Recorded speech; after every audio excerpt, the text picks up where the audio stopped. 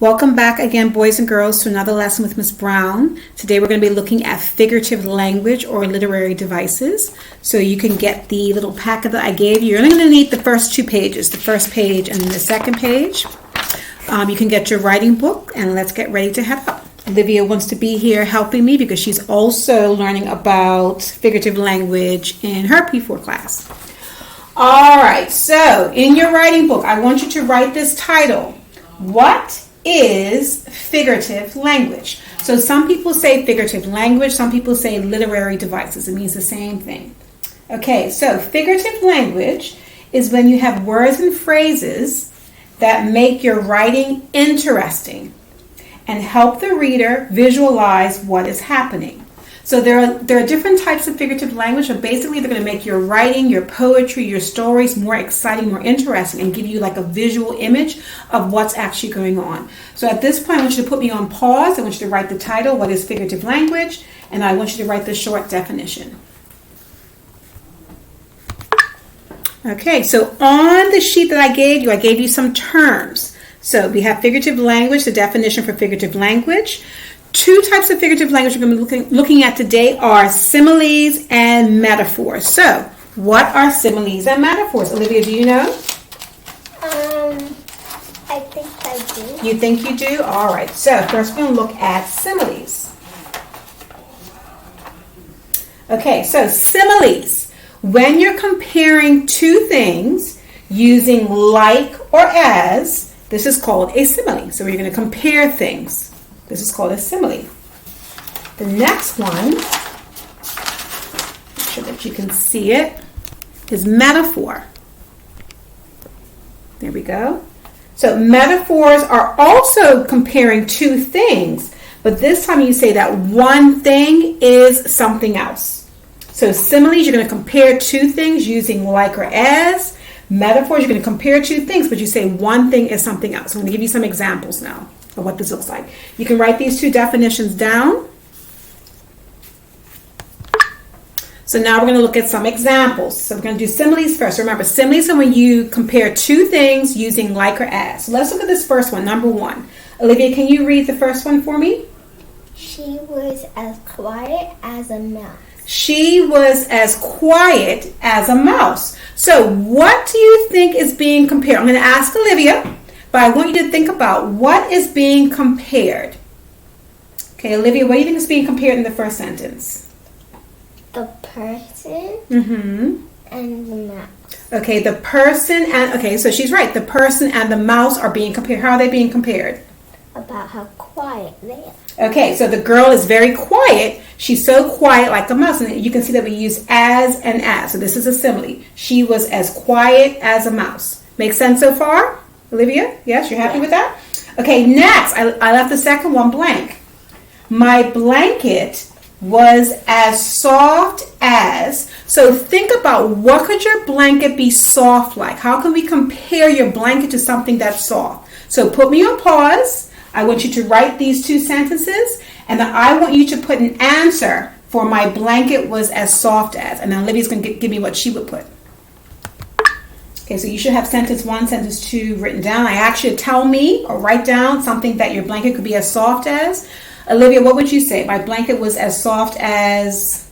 A cloud. Okay, Olivia says, my blanket was as soft as a cloud. Okay, my blanket was as soft as a cloud. We've never touched a cloud, but if we had to visualize a cloud might be kind of fluffy. We can't really touch it, but if we had to imagine what it would feel like, it might be kind of soft to touch. So my blanket was as soft as a cloud. So these are two similes. Now, I said that similes, you compare things using like or as. So we use them comparing things using as. Now we're going to compare things using like. Let's look at number 3.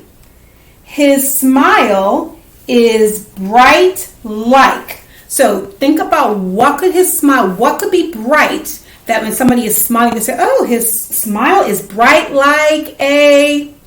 So at this point, write sentence number 3. Put what you think his smile is bright like, and then Olivia's going to tell me what she thinks. Okay, so I wonder what you put. Olivia, what would you put? His smile is bright like. star. Okay, she said his smile is bright like a star. Why'd you say a star, Olivia? Because stars are really far away and you can still see them from where your home is. And they're very what? Bright. And they're very bright. She said the stars are very far away. You can still see them from your home, but they are very bright. So it's comparing what? What's it comparing? It's comparing his smile and a star. And a bright star. His smile and a bright star. Okay? Number 4. Her attitude was sour like. What could her attitude be sour like? So write the sentence out. Put me on pause and write what you think her attitude was sour like. So I wonder what you put. But I'm going to ask Olivia, what would you put? Her attitude was sour like.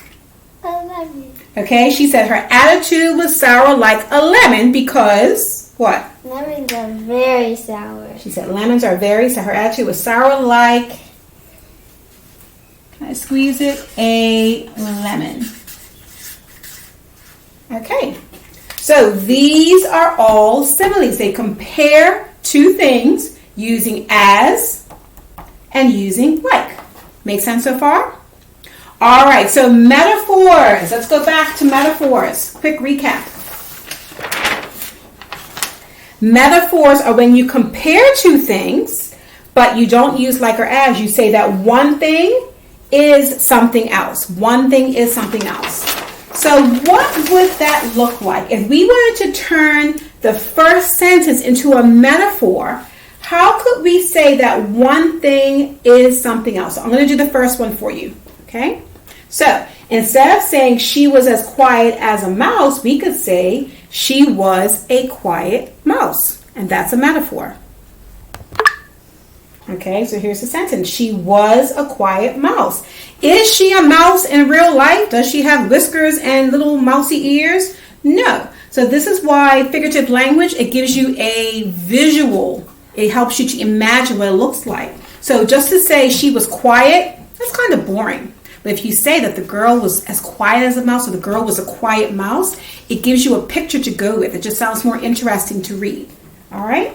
Okay, so let's look at number 2. My blanket was as soft as a cloud. That's a simile. I want you to turn that into a metaphor. So take sentence number 2. Look at this example here. I want you to turn sentence number 2 into a metaphor. Try to do that now. Okay, so Olivia's here helping me. Whenever she helps me, I never do this with her before because I always want an honest answer. So Olivia, how would you turn this sentence, my blanket was as soft as a cloud, into a metaphor?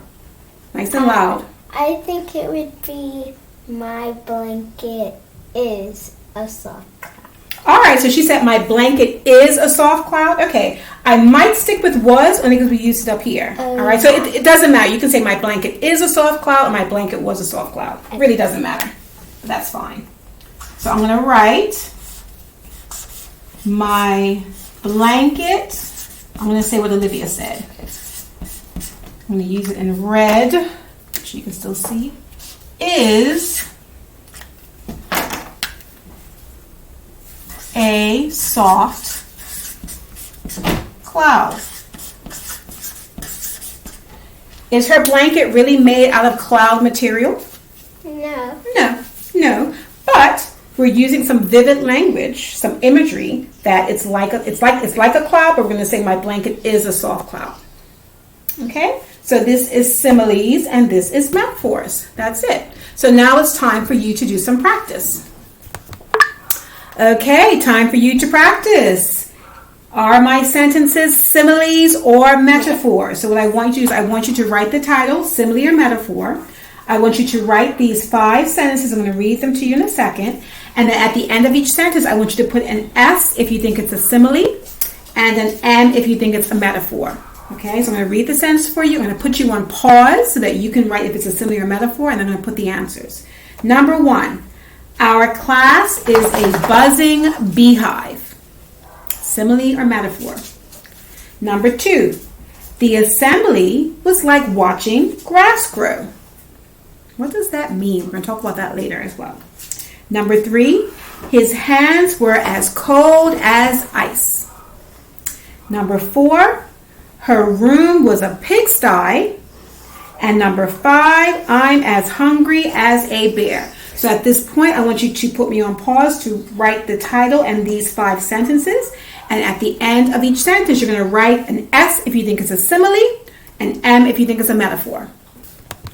Ready for the answers? Okay, here we go. So remember, similes compare things using like or as. Metaphors say that one thing is something else. So Olivia, you ready to help me out? Yeah. All right, number 1, our class is a buzzing beehive. Which one is it, simile or metaphor?